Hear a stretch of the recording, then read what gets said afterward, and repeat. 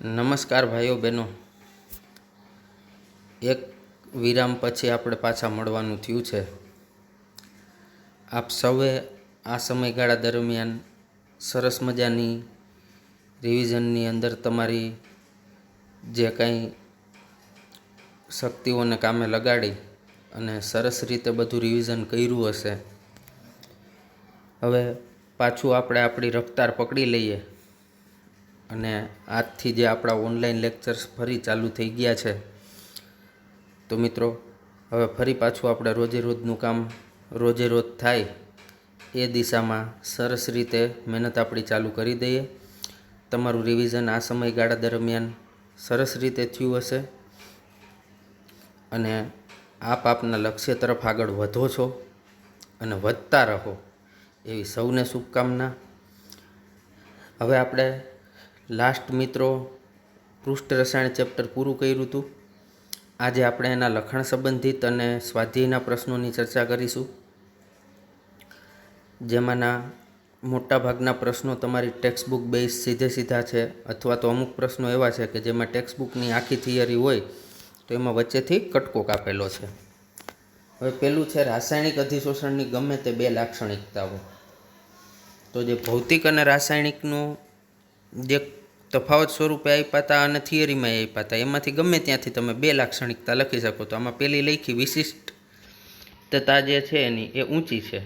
મતલબ તો કે રાસાયણિક અધિશોષણ ખૂબ જ વિશિષ્ટ હોય અને અધિશોષક અને અધિશોષિત વચ્ચે રાસાયણિક બંધન શક્ય હોય તો જ એ થાય. ઉદાહરણ તરીકે ધાતુઓ પર ઓક્સિજનનું અધિશોષણ છે એ તમને ખ્યાલ છે, ઓક્સાઇડ રચનાને લીધે થાય. મતલબ કોઈ ધાતુ જે છે એ પોતાની સપાટી ઉપર ઓક્સિજનને તો જ શોષતી હોય જો ત્યાં ઓક્સાઇડ બની શકે. અને હાઇડ્રોજન છે એ સંક્રાંતિ ધાતુ પર હાઇડ્રોજનનું અધિશોષણ એ હાઇડ્રાઇડની રચનાના લીધે, તો ત્યાં પણ હાઇડ્રાઇડ બનતો હોય તો જ એ અધિશોષણ પામે. આમ એ વિશિષ્ટ હોય છે, એટલે કે દરેક વાયુ દરેક ધાતુ ઉપર શોષી શકાતા નથી. ત્યારબાદ બીજું છે સપાટીનું ક્ષેત્રફળ. તો ભૌતિક અધિશોષણની જેમ રાસાયણિક અધિશોષણ અધિશોષકની સપાટીના વધારા સાથે વધે છે, તો એ બેયમાં કોમન બાબત છે. હવે તાપમાનના વધારા સાથે ભૌતિક અધિશોષણ શા માટે ઘટે? તો ઘન અધિશોષક ઉપર વાયુ અધિશોષિતનું અધિશોષણ એ ઉષ્માક્ષેપક પ્રક્રિયા છે, એ આપ સારી રીતે જાણો છો. હવે કોઈ પણ વાયુ છે એ જ્યારે ઘન ઉપર શોષાય ત્યારે ઉષ્માક્ષેપક એટલે ઉષ્મા મુક્ત થાય. હવે મિત્રો લસ એટેલિયરના નિયમ મુજબ તમે જો તાપમાન વધારો તો શું વધશે? તો કે ઉષ્મા વધશે દીકરાઓ, એટલે નિપજનું પ્રમાણ વધશે. તો પ્રક્રિયા કઈ દિશામાં હાલે? પ્રતિગામી દિશામાં થાય. અને પ્રતિગામીમાં થાય તો આ વાયુ અને ઘન બે અલગ પડી જાય, એટલે અધિશોષણમાં ઘટાડો થાય. તો અહીંયા કીધું છે કે આ પ્રક્રિયા પરથી કહી શકાય કે જો તાપમાન વધારીએ તો લસ એટેલિયરના નિયમ મુજબ પ્રક્રિયા તાપમાનનો ઘટાડો કરવા તરફ, અર્થાત ઘટાડો કરવા તરફ મતલબ તાપમાન જે વધ્યું છે એને ઘટાડવા માટે પ્રતિગામી દિશામાં થશે અને અધિશોષણ ઘટશે. એટલે કે અહીંયા જે આ ઉષ્મા વધવા માંડે એને બેય બાજુ બેલેન્સ કરવા, ઘટાડો કરવા મતલબ ઉષ્માનું સંતુલન કરવા, પ્રક્રિયા પ્રતિગામી દિશામાં થાય. ત્યારબાદ છે પાવડર કરેલા પદાર્થો તેમના સ્ફટિકમય સ્વરૂપ કરતાં શા માટે વધારે અસરકારક અધિશોષકો છે? લગભગ વારંવાર આ પ્રશ્નની ચર્ચા આપણે પાઠ દરમિયાન કરી હતી. તો સીધું જોઈએ જ લઈએ કે અધિશોષણની માત્રા એ અધિશોષકના પૃષ્ઠ ક્ષેત્રફળના વધારા સાથે વધે. આથી કોઈ પણ ઘન પદાર્થના સ્ફટિકને સૂક્ષ્મ વિભાજિત ભૂકામાં ફેરવતા તે વિશાળ પૃષ્ઠ ક્ષેત્રફળ ધરાવે, એટલે ભૂકો કરો તો ક્ષેત્રફળ વધી જાય. આમ સ્ફટિક કરતાં તેનો ભૂકો વધુ સારો અધિશોષક ગણાય.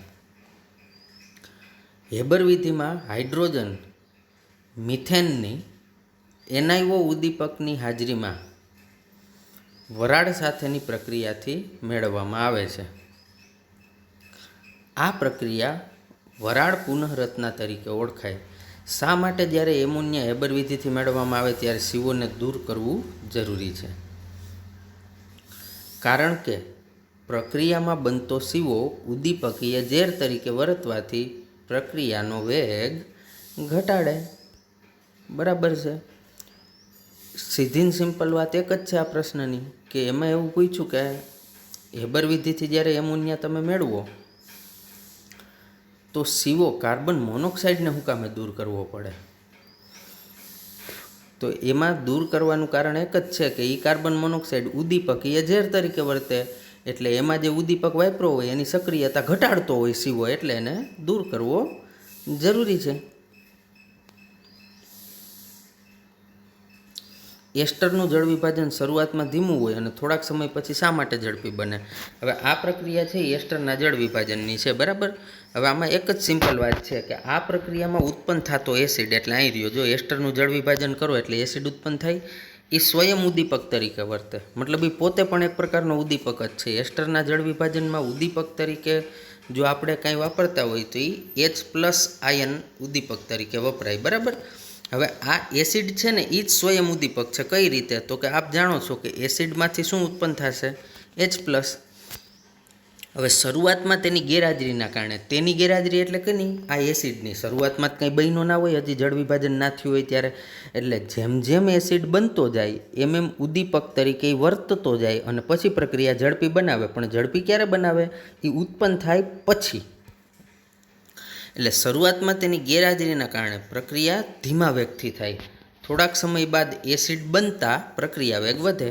એસિડ બનતા એટલે આ એસિડ જેમ બને એમાંનો વેગ વધે. ઉદ્દીપન પ્રક્રિયામાં અધિશોષણનું શું કાર્ય છે? તમને ખ્યાલ છે? મેં ઘણી વખત તમને આ ઉદાહરણ આપ્યું છે. વેનેડિયમ પેન્ટોક્સાઇડ પોતાની સપાટી ઉપર સલ્ફર ડાયોક્સાઇડને ઓક્સિજનને શોષે, ત્યાં બેને ભેગા કરે તો સલ્ફર ટ્રાયોક્સાઇડ બને. તો આ જે પોતાની સપાટી ઉપર શોષીશું, એ જે શોષવાનું કામ છે એ અધિશોષણના લીધે થયું. તો જો ઉદ્દીપન ક્રિયામાં અધિશોષણને કારણે જ નિપજના અણુઓ સપાટી પરથી દૂર થાય. આથી જ પ્રક્રિયકના નવા અણુઓને વધુ પ્રક્રિયા માટે સપાટી ઉપર સ્થાન મળે. હવે અહીંયા વિરુદ્ધ ઘટના કીધી છે. મેં પહેલાં તમને સમજાવ્યું વેનેડિયમ પેન્ટોક્સાઇડવાળું જે હું બોલ્યો, એ બોલ્યો અધિશોષણ માટે. તો એ કંઈક ઘટના આવી થશે.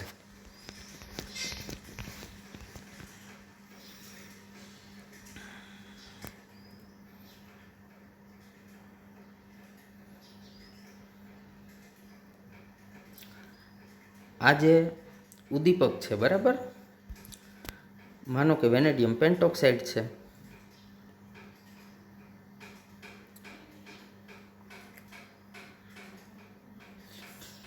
હવે આ વેનેડિયમ પેન્ટોક્સાઇડ છે એની સપાટી ઉપર જ્યારે પહેલાં પ્રક્રિયકો શોષાશે તો અધિશોષણ થશે, પછી જ્યારે એ નિપજ બની જશે તો અપશોષણ થશે. એટલે તમને પ્રશ્નમાં કીધું છે અપશોષણ શું કામે જરૂરી છે, પણ હું તમને એ સમજાવવા માગું છું કે દીકરાઓ, અપશોષણ જરૂરી છે ને એવી જ રીતે અધિશોષણ પણ જરૂરી છે. મતલબ અહીંયા એક વસ્તુ તમને આપી છે અપશોષણનો પ્રશ્ન, પણ એના જ ઉપરથી અધિશોષણનો પ્રશ્ન પણ આમાં બની શકે. મતલબ 2 in 1 જેવું છે આમાં. તો આમાં એમ કીધું કે અપશોષણનું શું કાર્ય? તો ઉદ્દીપન ક્રિયામાં અપશોષણ થાય એટલે નિપજના અણુ સપાટી પરથી દૂર થાય. આથી જ પ્રક્રિયકના નવા અણુને સપાટી ઉપર સ્થાન મળે. હવે આમાં એક જ પ્રશ્નમાં ફેરફાર કરી નાખે તો કે ઉદ્દીપન પ્રક્રિયામાં અધિશોષણનું શું કાર્ય છે? તો એ જે હું શરૂઆતમાં બોલ્યો એ વાત થાય, બરાબર. તો ત્યાં એના જવાબમાં શું આવે? તો કે ઉદ્દીપન ક્રિયામાં અહીંયા ફેર પડી જાય ને, અધિશોષણને કારણે જ નિપજને બદલે શું આવશે? પ્રક્રિયક. પ્રક્રિયકના અણુ સપાટી પર શોષાય છે, દૂર થાય નહીં, શોષાય છે. આથી જ પ્રક્રિયા થવા માટે અથવા તો પ્રક્રિયા થઈને, હું જે આ લીટી કરું છું ને એ ભાગ બદલી જાય, બરાબર ને, પ્રશ્ન બદલાવ્યો. આથી પ્રક્રિયા થઈ અને નિપજના અણુઓ સપાટી ઉપર બને. બસ આ જવાબ. ત્યારબાદ હાર્ડી-સુલ્ઝના નિયમમાં તમે શું સુધારો સૂચવી શકો? તો હાર્ડી-સુલ્ઝના નિયમમાં સ્કંદન કરતા આયનની સંયોજકતા જેમ વધુ તેમ તેની સ્કંદન ક્ષમતા વધુ એમ દર્શાવ્યું. ઓકે, એટલે કે આ નિયમ છે એ માત્ર કણોની સંયોજકતાને આધારે રજૂ થયો છે. તો જો કણના કદ અને ધ્રુવીભવન ક્ષમતાનો વિચાર કરીએ. કેનો કેનો વિચાર કરવાનો? કણોના કદ અને ધ્રુવીભવન ક્ષમતાનો. ધ્રુવીભવન ક્ષમતા એટલે તમે જાણો છો, નાના કદનો ધન આયન મોટા કદના ઋણાયનના ઇલેક્ટ્રોન વાદળને વિકૃત કરી શકે, મતલબ એના કેન્દ્રની નજીક જઈને ગોઠવાઈ શકે. આને ધ્રુવીભવન ક્ષમતા કહેવાય. 11માં આવી ગઈ. તો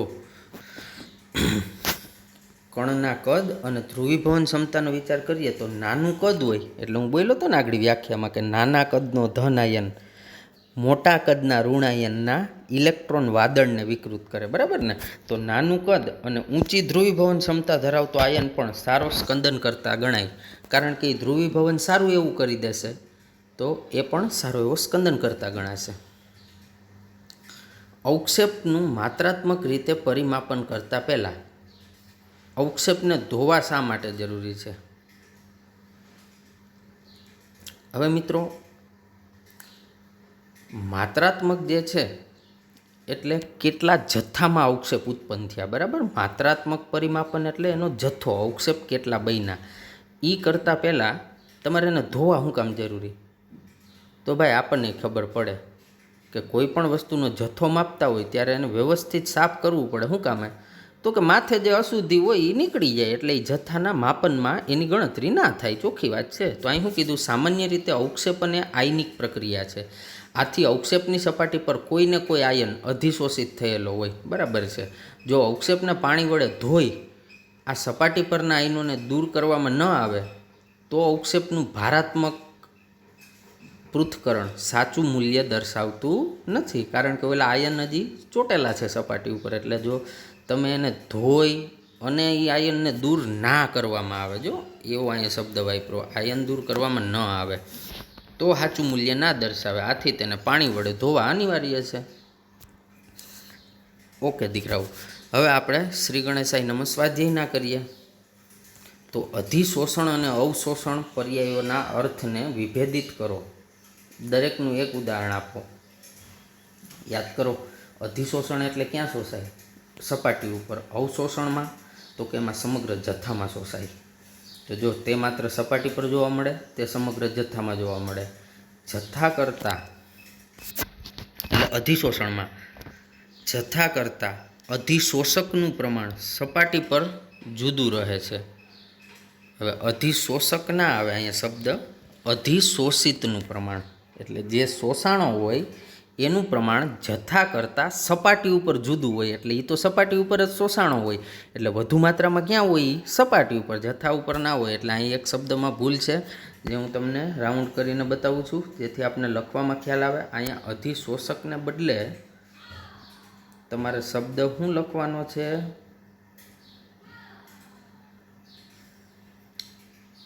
અધિશોષિત.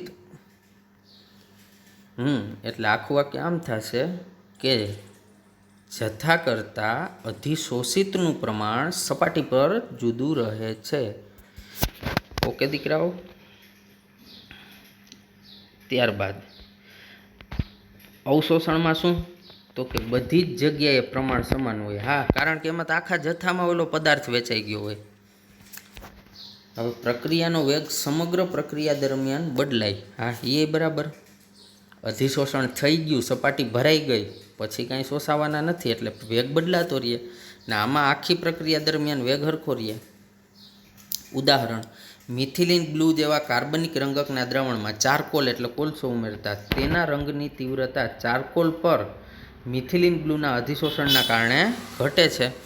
રંગની તીવ્રતા ઘટી જાય કારણ કે મિથિલિન બ્લુ ક્યાં શોષાઈ ગયો? ચારકોલની સપાટી ઉપર. જ્યારે આછી પીળા રંગની ખાંડને પાણીમાં ઓગાળીને એનું દ્રાવણ બનાવીએ તો તે આછા પીળા રંગનું દ્રાવણ મળશે ને એમાં બધે જ પીળો રંગ એક સરખો હોય. ખાંડની દ્રાવણની સાંદ્રતા સમગ્ર દ્રાવણમાં સરખી જ હોય, બરાબર છે. પછી છે ભૌતિક અધિશોષણ અને રાસાયણિક અધિશોષણ વચ્ચે શું તફાવતો છે? આ મિત્રો તમને ટેક્સ્ટબુકમાંથી બેઠો તફાવત મળી જશે જે આપણે ઓલરેડી ચાલી ગયો છે દીકરાઓ. હવે 5.3નો પ્રશ્ન આપણે ફટાફટ વાંચી જઈશું કારણ કે આગળ જ લખાણ સંબંધિતમાં આવ્યો હતો કે ઝીણા ભૂકારૂપ પદાર્થ અધિશોષક તરીકે વધારે અસરકારક હોય. શા માટે? તો કે અધિશોષક પાવડર સ્વરૂપમાં હોય તો સંપર્ક સપાટીનું ક્ષેત્રફળ વધારે હોય, માટે અધિશોષણ વધુ થાય તો પ્રક્રિયાનો વેગ વધે. ત્યારબાદ છે ઘન ઉપર વાયુના અધિશોષણને અસર કરતા પરિબળો ક્યાં છે? તો ઘન ઉપર વાયુનું અધિશોષણ થાય તો તાપમાનની અસર થાય, દબાણની અસર થાય. ટેક્સ્ટબુકમાં આવી જ ગયું છે. અને દબાણની અસરવાળું તો આગળ જ આપણે અહીંયા જોયું ને દીકરાઓ, અહીં રહ્યું જો.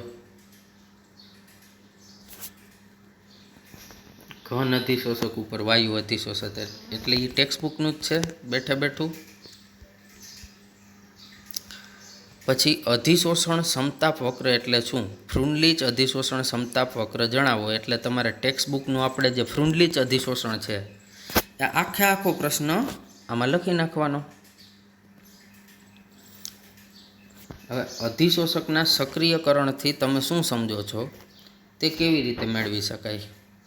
તો આના જવાબમાં તમારે શું લખવાનું તે હું આપને સંભળાવું છું. તો કોઈ પણ અધિશોષક હોય એમાં સક્રિયકરણ એટલે ભૌતિક અધિશોષણ થાય તો સક્રિયકરણ ઉર્જા ઓછી હોય, રાસાયણિક અધિશોષણ થાય તો સક્રિયકરણ ઉર્જા વધારે જોઈએ. ત્યારબાદ અધિશોષક જે છે એની સપાટી જે છે છિદ્રાળુ હોવી જોઈએ. જેમ છિદ્રની સંખ્યા વધારે હશે સપાટીમાં એમ અધિશોષણની સક્રિયતા વધારે થશે.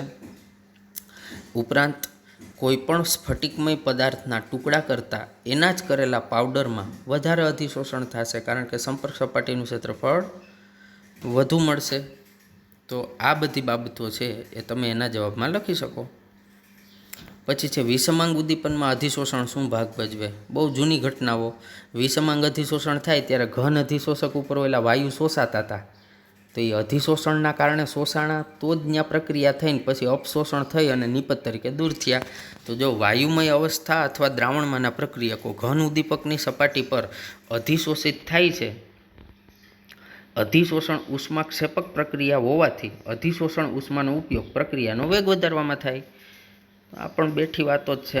આમ જોવા જઈએ તો મિત્રો આના જે સ્વાધ્યાય છે એ ટોટલી ટેક્સ્ટબુક બેઝ છે.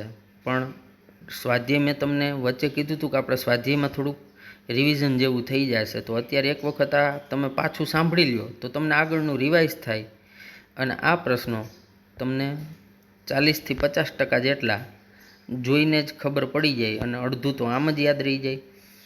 અધિશોષણ શા માટે હંમેશા ઉષ્માક્ષેપક હોય? તો મિત્રો અધિશોષણ દરમિયાન હંમેશા સપાટીના અવશેષી બળો ઘટે. યાદ છે ને અવશેષી બળો એટલે આ સપાટી ઉપરના અણુ જે છે એને નીચે તરફ ખેંચતા બળ લાગતા હોય.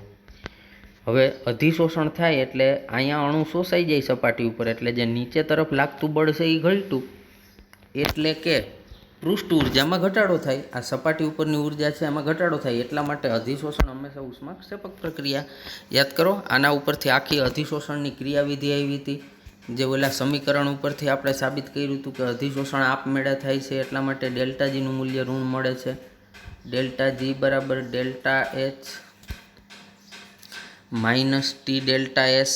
આ સમીકરણ ઉપરથી આપણે તમામ વસ્તુ સાબિત કરી હતી, જેમાં ડેલ્ટા એચ એ ઋણ હતો, ડેલ્ટા એસ એ ઋણ હતો. ઓકે, આ ઋણ આ ઋણ અને આ ઋણ ધન થઈ જતા હતા, પણ ડેલ્ટા એચનું મૂલ્ય વધારે ઋણ હોય એટલે ડેલ્ટા જી પણ તમને ઋણ મળતું હતું. પછી આવેલો કોષ્ટકનો પ્રશ્ન આવ્યો કે પરિક્ષેપણ માધ્યમ અને પરિક્ષેપિત કલાની ભૌતિક અવસ્થાના આધારે કલિલમય દ્રાવણોનું વર્ગીકરણ કેવી રીતે કરવામાં આવે છે? તો મિત્રો તમને ખ્યાલ જ છે કેટલા પ્રકારે વર્ગીકરણ થયું હતું? 8 પ્રકારે. 9મો પ્રકાર વાયુ નહોતું થતું. શું કામે? તો કે વાયુ એકબીજામાં સમાંગ રીતે ભળી જતા હોવાથી એ સમાંગ પ્રણાલી બનાવે, જ્યારે આપણું કલિલ છે એ તો વિસમાંગ પ્રણાલી છે.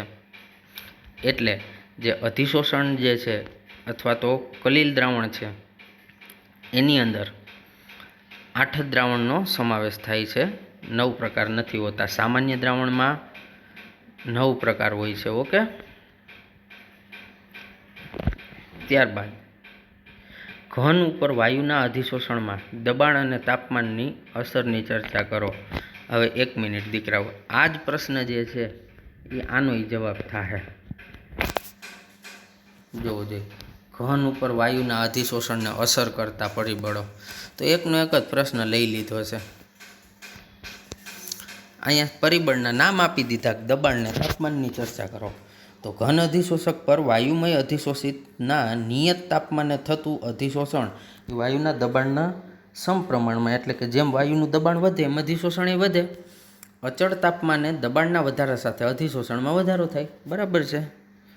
અધિશોષણ ઉષ્માક્ષેપક પ્રક્રિયા છે. હવે તાપમાનની વાત કરી, તેથી લ સેટેલિયરના નિયમ પ્રમાણે તાપમાનમાં વધારો અધિશોષિત વાયુના જથ્થામાં ઘટાડો દર્શાવશે.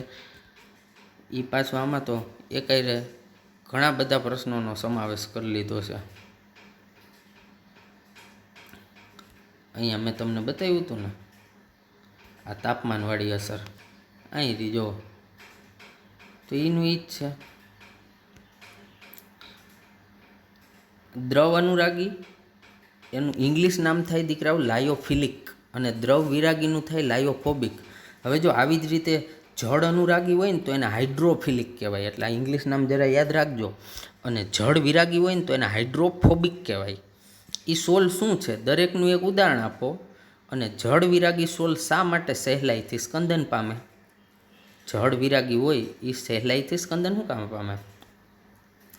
તો દ્રવ અનુરાગી શબ્દનો અર્થ થાય છે પ્રવાહી ચાહક. ગુંદર, જિલેટિન, સ્ટાર્ચ, રબર વગેરે જેવા પદાર્થોને યોગ્ય પ્રવાહીમાં મિશ્ર કરતાં ખૂબ જ સહેલાઈથી મળતા સોલને દ્રવ અનુરાગી સોલ કહેવાય. એમાં ઉદાહરણ ગુંદરનો સોલ, બધું ટેક્સ્ટબુકનું છે. દ્રવ વિરાગીનો અર્થ થાય પ્રવાહી વિરાગી, એટલે એને ધિકારે, તરછોડે, હેટિંગ. ધાતુઓ, તેમના સલ્ફાઇડ વગેરે જેવા પદાર્થો જ્યારે પરીક્ષેપણ માધ્યમમાં મિશ્ર કરવામાં આવે ત્યારે કલીલમય સોલ બનાવતા નથી. તેમના કલીલમય સોલ વિશિષ્ટ પદ્ધતિઓ દ્વારા જ બનાવી શકાય. આવા સોલને દ્રવ વિરાગી સોલ કહેવાય. દાખલા તરીકે ધાતુનો સોલ.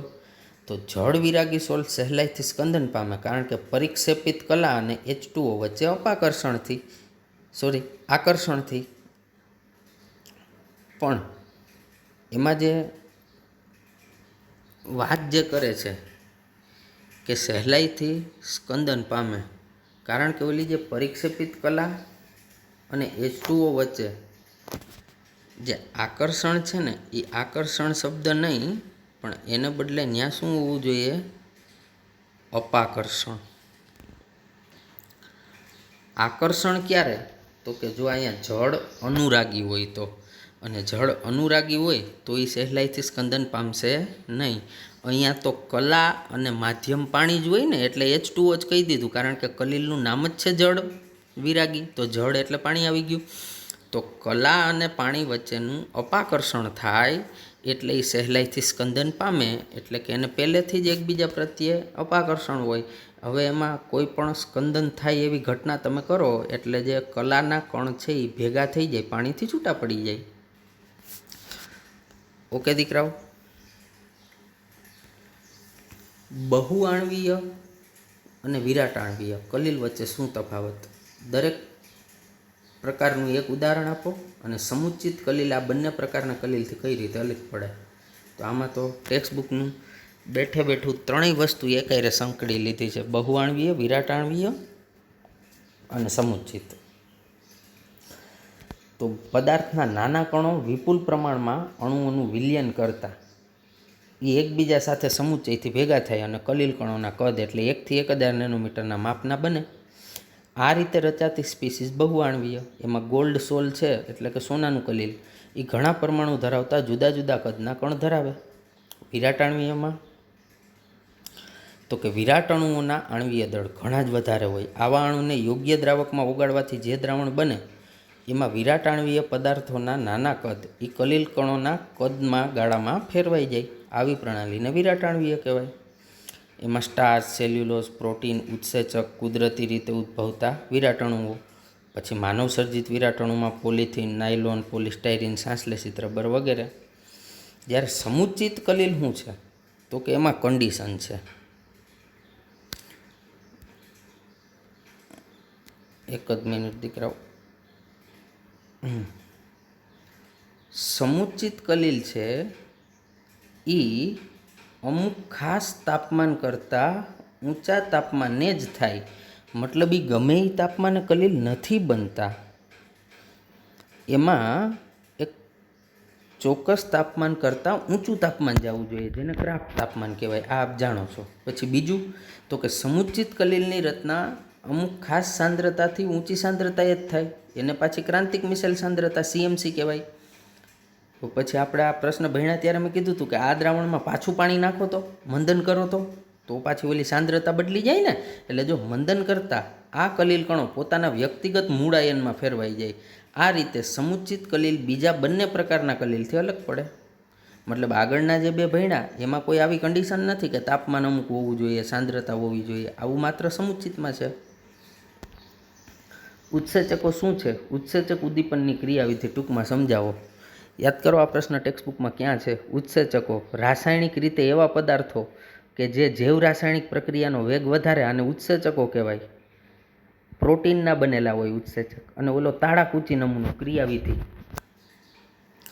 ઉત્સેચક એટલે એન્ઝાઇમ E+S, S એટલે સબસ્ટ્રેટ, તો આમાંથી બનાવે ES સંકીર્ણ, ને સંકીર્ણમાંથી બને E+P એટલે કે એન્ઝાઇમ વત્તા પ્રોડક્ટ એટલે નિપજ. ઉત્સેચક હતો એવો ને એવો તાળાકૂચી નમૂનો. નીચેના આધારે કલીલનું વર્ગીકરણ કેવી રીતે કરવામાં આવે છે? આ પ્રશ્ન ટેક્સ્ટબુકના 2 પેજ એકાઈ ભેગા કર્યા. 3 ટેક્સ્ટબુકનું જ સીધું ખબર હોય તો કલીલની પ્રસ્તાવના ચાલુ થાય ને પછી સીધું વર્ગીકરણથી આગળનું બધું. જો પેલું ભૌતિક અવસ્થા, પછી કલાનો સ્વભાવ અને કલા અને માધ્યમ વચ્ચેની પારસ્પરિક ક્રિયા. યાદ છે? ભૌતિક અવસ્થા એટલે ઓલો કોઠો. મતલબ આમાં એક પ્રશ્ન તો આ તમારો 5.9 જ થઈ ગયો ને. કલાની ભૌતિક અવસ્થાના આધારે વર્ગીકરણ અહીં એકલો આપ્યો, આમાં ભેગું આપી દીધું. પછી કલાનો સ્વભાવ અને પરિક્ષેપિત કલા અને વચ્ચે માધ્યમની પારસ્પરિક ક્રિયા એટલે તમારું દ્રવ અનુરાગી, દ્રવ વિરાગી, જે ટેક્સ્ટબુકમાં બેઠા બેઠા આપ્યા છે.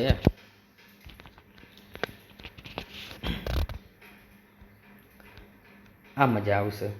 શું અવલોકિત થાય એટલે કે તમને શું દેખાય? ક્યારે ભાઈ? તો કે પહેલું, કલીલમય સોલમાંથી પ્રકાશનું પુંજ પસાર કરવામાં આવે ત્યારે. તો પહેલાં આપણે પહેલી વાત જોઈ લઈએ. તો જ્યારે પ્રકાશનું પુંજ કલીલમાંથી પસાર કરવામાં આવે ત્યારે એનો માર્ગ જોઈ શકાય. એ તમારા પ્રકાશનો જે પુંજ, કિરણનો જે સમૂહ છે એનો માર્ગ. આ ઘટનાને ટિંડોલ અસર કહેવામાં આવે. અને પ્રકાશનો જે આ તેજસ્વી શંકુ આકાર બને એને ટિંડોલ શંકુ કહેવાય. ટિંડોલ અસરનું કારણ એ હકીકતને લીધે છે કે કલીલમય કણો પ્રકાશનું અવકાશમાં બધી જ દિશામાં પ્રકિરણન કરે. મેં કીધું હતું ને કે અમુક પ્રશ્ન સ્વાધ્યાયના ટેક્સ્ટબુકમાંથી કટકો કાપેલા છે. જો આ કટકો કર્યો. પછી બીજો પ્રશ્ન, અહીંયા છે જ પ્રશ્ન. જળયુક્ત ફેરિક ઓક્સાઇડ સોલમાં વિદ્યુત વિભાજ્ય NaCl ઉમેરવામાં આવે. તો જળયુક્ત ફેરિક ઓક્સાઇડ એ ધન વીજભારિત સોલ હોવાથી તેનું સ્કંદન ઋણ વીજભારિત Cl વડે થાય. એટલે જ્યારે તમે એમાં NaCl નાખો એટલે આ Cl- છે એ ઓલા ધન વીજભારિત સોલ છે એનું સ્કંદન કરે. પછી કલીલમય સોલમાંથી વિદ્યુત પ્રવાહ પસાર કરવામાં આવે. વાહ! આગળ જ આ વસ્તુ જે છે એ તમને કહું તો મિત્રો, ઓલી યુ આકારની નળી, ઇલેક્ટ્રોફોરેસિસ, વૈદ્યુત કણ સંચાલન યાદ આવ્યું ને? જો કલીલમય કણો પર ભારનું અસ્તિત્વ વિદ્યુત કણ સંચલન પ્રયોગથી સાબિત કરી શકાય. કલીલમય દ્રાવણમાં ડૂબાડેલા 2 પ્લેટિનમ ધ્રુવો વચ્ચે વિદ્યુત પોટેન્શિયલ પ્રયુક્ત કરવામાં આવે. પ્રયુક્ત એટલે લાગુ પાડવામાં આવે. આ ટેક્સ્ટબુકની જ લીટી છે. ત્યારે કલીલમય કણો એક અથવા બીજા ધ્રુવ તરફ ખસે, એટલે કાં એનોડ તરફ કાં કેથોડ તરફ, એ પોતાના વીજભારના આધારે. પ્રયુક્ત કરેલા એટલે લાગુ પાડેલા વિદ્યુત પોટેન્શિયલ હેઠળ કલીલમય કણોના હેરફેરને વિદ્યુત સંચલન કહે છે. ધન ભારયુક્ત કણો કેથોડ તરફ, બરાબર છે. જે કણનો વીજભાર ધન હશે એ કેથોડ તરફ, કારણ કે કેથોડ માઇનસ છે. જ્યારે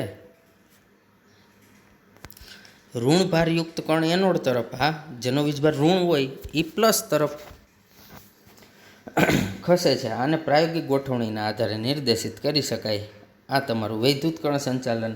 હવે મિત્રો તમે જ મને કહો જોઈ, આ જે સ્વાધ્યાયનો પ્રશ્ન છે એ તમારું વૈદ્યુત કણ સંચાલનનું રિવિઝન થઈ ગયું કે નહીં? સેમ ટુ સેમ છે ને?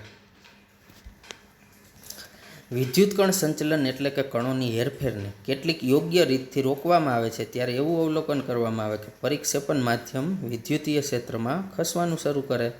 એટલે એક તરફ કલા ખસતી હોય તો એક તરફ માધ્યમ એકઠું થાય. આ પરિઘટનાને વિદ્યુત પરાસરણ કે વિદ્યુત અભિસરણ કહેવાય. પછી છે પાયસ શું છે, તેમના જુદા જુદા પ્રકારો ક્યાં ક્યાં છે, દરેક પ્રકારનું એક ઉદાહરણ આપો. તેલમાં પાણી, પાણીમાં તેલ. પાયસ એટલે પ્રવાહીનું, પ્રવાહીમાં અવક્ષેપન. ટેક્સ્ટબુકની પાયસવાળો બેઠો ટોપિક. પછી પાયસીકારક, પાયસને કેવી રીતે સ્થાયી બનાવે, અથવા એને ઇમલ્સિફાયર પણ કહેવાય ઇંગ્લિશમાં. 2 ઇમલ્સિફાયરના નામ આપો. હવે પાયસ છે એ બને ક્યારે, તો કે બંને પ્રવાહીઓને બળપૂર્વક મિશ્ર કરવાથી મેળવી શકાય. આથી અસ્થાયી ઇમલ્સન મળે. એટલે તમે એમને ભેગા કરી દો તો બે સ્થાયી ના મળે, અસ્થાયી હોય. કારણ કે એને તમે પાછું બળ દૂર કરી દો, મતલબ એને મૂકી રાખો તો બે અલગ પડી જાય. ઇમલ્સનનું સ્થાયીકરણ કરવા ત્રીજો કોઈ પદાર્થ અલ્પ પ્રમાણમાં ઉમેરવામાં આવે, જેને પાયસીકારક કહેવાય. એ શું કરે, તો પેલા જે નાના નાના બિંદુ હોય ને એના પર પડ બનાવે અને તેમને એકબીજાની નજીક આવતા રોકે. એટલે આ દ્રાવણની અંદર આ કલાના જે નાના નાના કણ છે એ કણ ઉપર ઓલો પાયસ છે એ પોતાનું પડ બનાવી દે.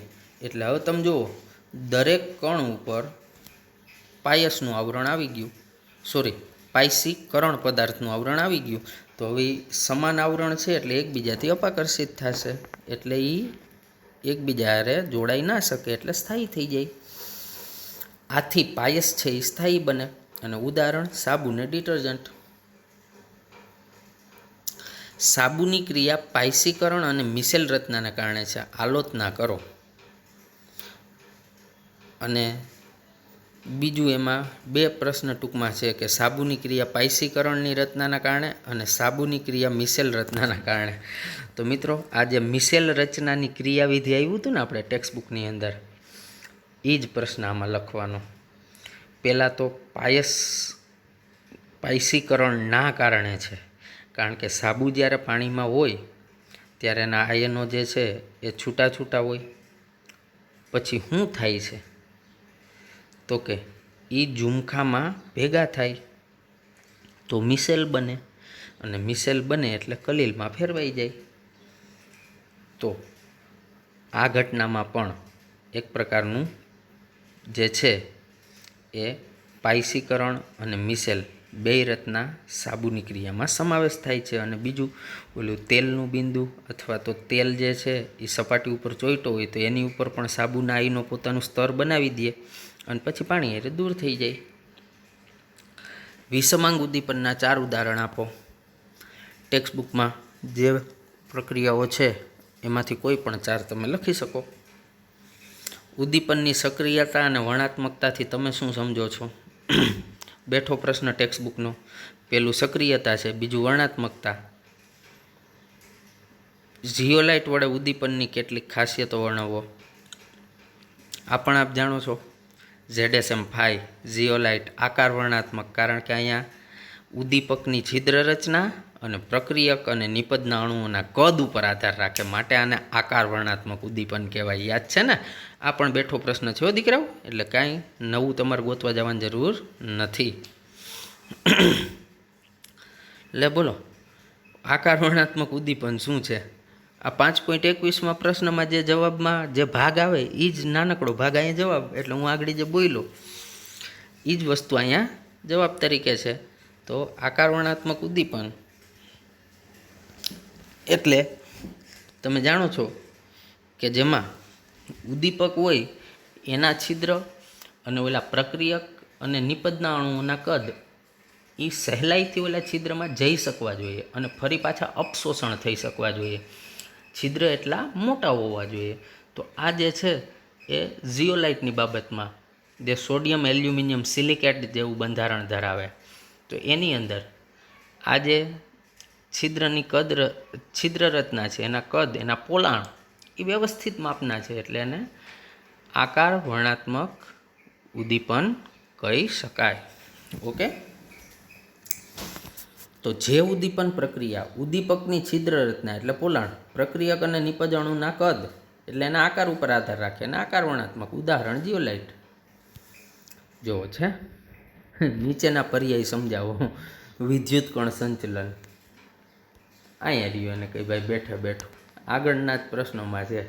એટલે આ ટેક્સ્ટબુકની મોટી મોટી થિયરી અહીં પ્રશ્ન તરીકે મૂકી, પણ એ થિયરી તો બેઠી જ છે ટેક્સ્ટબુકમાં. પછી સ્કંદન કેના કારણે થાય, જેમ આયનનો વીજભાર વધારે એમ એની સ્કંદન કરવાની તાકાત કે શક્તિ વધારે.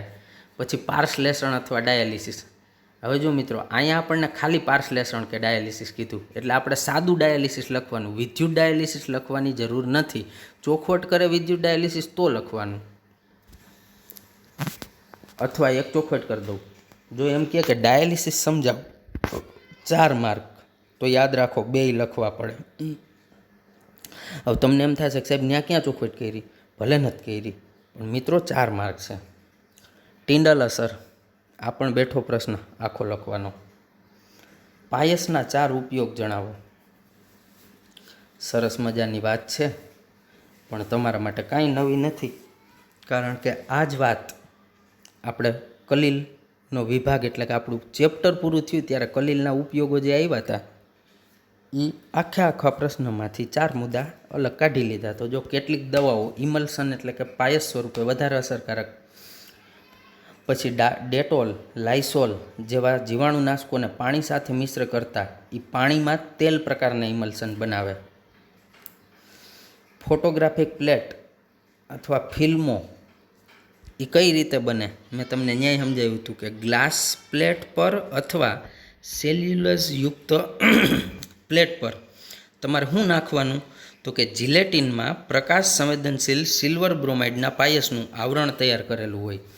એટલે કે તમારે ફોટોગ્રાફિક પ્લેટ, એક જ મિનિટ, ફોટોગ્રાફિક પ્લેટ અથવા ફિલ્મો એ કઈ રીતે બને? તો કે ગ્લાસ પ્લેટ ઉપર અથવા સેલ્યુલોઝ યુક્ત પ્લેટ ઉપર તમારે પાયસ નાખવું પડે. એ પાયસ કેનું? તો કે જિલેટિનમાં પ્રકાશ સંવેદનશીલ સિલ્વર બ્રોમાઇડના પાયસનું આવરણ તૈયાર કરેલું હોય. તો ચોખ્ખી વાત છે. તો અહીંયા પાયસ. પછી મોટાભાગની વૈદિક અને ફાર્માસ્યુટિકલ બનાવટો ઇમલ્સન હોય છે. એટલે કે જે દવા જે છે મોટાભાગની ફાર્માસ્યુટિકલ એ સામાન્ય રીતે ઇમલ્સન અથવા તો પાયસ હોય છે. પછી જે છે એ છે સાબુની હું જે વાત કરું છું સાબુની અંદર મિસેલ શું છે અને મિસેલ પ્રણાલીનું ઉદાહરણ આપો. તો અહીંયા તમે શબ્દ વાપરી શકો સાબુની અંદર મિસેલ, કારણ કે મિસેલ ત્યાં જ બને, સાબુ કે ડિટર્જન્ટ. તો જો ઉદાહરણમાં એ જ કીધું છે. નીચી સાંદ્રતાએ પ્રબળ વિદ્યુત વિભાજ્ય તરીકે વર્તતા અને ઊંચી સાંદ્રતાએ કલીલ તરીકે વર્તતા પદાર્થને મિસેલ કહેવાય. બહુ સારી વાત છે. તમે પણ જાણો છો, જ્યારે સાબુને પાણીમાં નાખો ત્યારે ઓછી સાંદ્રતા હોય ત્યારે એ પ્રબળ વિદ્યુત વિભાજ્ય તરીકે વર્તે. એટલે દીકરાઓ ઓછી સાંદ્રતા સાબુની પાણીમાં હોય ત્યારે એના આયનો છૂટા રહીએ. બરાબર ને? યાદ છે ને? પણ આગળ જ મેં બતાવ્યું હતું, તમને યાદ છે? CMC critical micelle concentration. એક ચોક્કસ સાંદ્રતા થાય પછી જ ભેગા થાય, મતલબ ઓછી સાંદ્રતા એ વિદ્યુત વિભાજ્ય તરીકે છૂટા હોય. હવે જ્યારે એની અંદર એક ચોક્કસ સાંદ્રતા થશે ત્યારે એ બધા કણો છે એ ભેગા થઈ અને શું બનાવશે? તો કે કલીલ કણ બનાવશે. તો ઊંચી સાંદ્રતા એ કલીલ તરીકે વર્તતા પદાર્થને મિસેલ કહેવાય. ઉદાહરણ અહીં રહ્યું સાબુન, ડિટર્જન્ટ. તો અહીં પ્રશ્નમાં કહી શકું ને કે સાબુમાં મિસેલ શું છે. બરાબર છે ને મિત્રો? યોગ્ય ઉદાહરણ વડે નીચેના પર્યાયો સમજાવો. મજા આવી. આલ્કોસોલ, એરોસોલ ને હાઇડ્રોસોલ. હવે આલ્કોસોલ એટલે શું? તો કે જેમાં વિક્ષેપન માધ્યમ આલ્કોહોલ હોય તો તેને આલ્કોસોલ કહેવાય. ઉદાહરણ ઇથેનોલમાં સેલ્યુલોઝ નાઇટ્રેટનું દ્રાવણ. એટલે આ શબ્દ આખો છે, સેલ્યુલોઝ નાઇટ્રેટ. ઇથેનોલમાં સેલ્યુલોઝ નાઇટ્રેટનું દ્રાવણ. એરોસોલ, આ તો એલા કોઠામાંથી કાઢેલો પ્રશ્ન છે. જો કલીલમાં પરિક્ષેપિત કલા એટલે વિક્ષેપિત કલા કહેવાય હોય ને, બીજા શબ્દોમાં એનું બીજું નામ છે, એ ઘન અથવા પ્રવાહી હોય અને પરિક્ષેપણ માધ્યમ છે એ વાયુ હોય અથવા વિક્ષેપણ માધ્યમ હોય, એનો એરોસોલ કહેવાય. ધુમાડો, ધુમ્મસ. હાઇડ્રોસોલ તો મારે કંઈ કહેવાની જરૂર નથી. જો કલીલમાં વિક્ષેપણ માધ્યમ પાણી હોય તો એને એક્વાસોલ અથવા હાઇડ્રોસોલ કહેવાય, દાખલા તરીકે સ્ટાર્ચનું દ્રાવણ. હવે કલીલ કોઈ પદાર્થ નથી પણ પદાર્થની અવસ્થા છે. આ નિવેદન પર આલોચના કરો, આ નિવેદન ઉપર ચર્ચા કરો. આપ પણ જાણો છો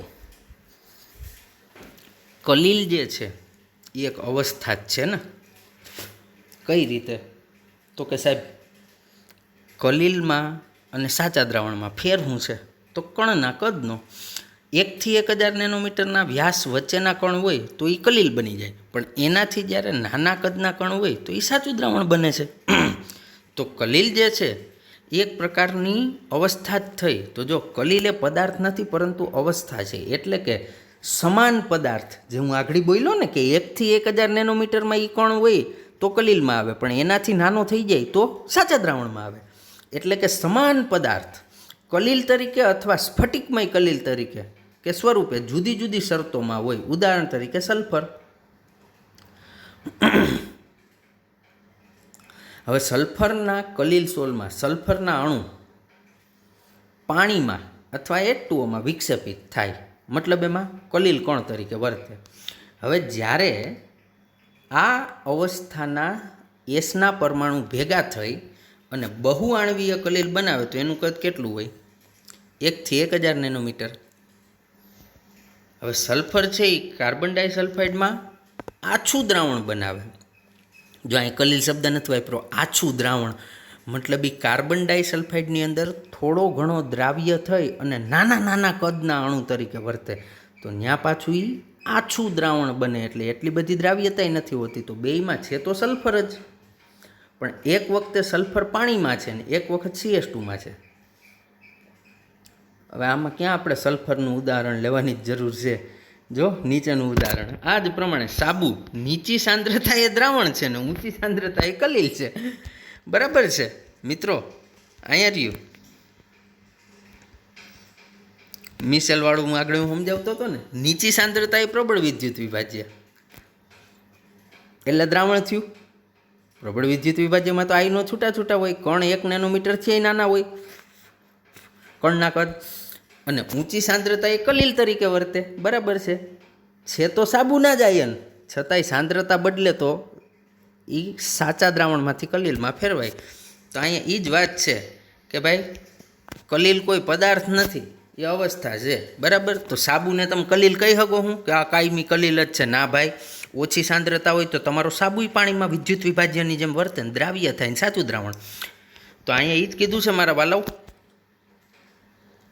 કે સલ્ફર પાણીમાં વિક્ષેપિત થાય ને એનું કદ આટલું હોય તો કલીલ, પણ સલ્ફર કાર્બન ડાયસલ્ફાઇડમાં નાખો તો એ દ્રાવણ બનાવે, આછું દ્રાવણ, મતલબ ઓછો દ્રાવ્ય હોય. દ્રાવ્ય થાય પણ ઓછો હોય એટલે આછું દ્રાવણ કીધું. એ જ પ્રમાણે સાબુ નીચી સાંદ્રતા એ દ્રાવણ, ઊંચી સાંદ્રતા એ કલીલ.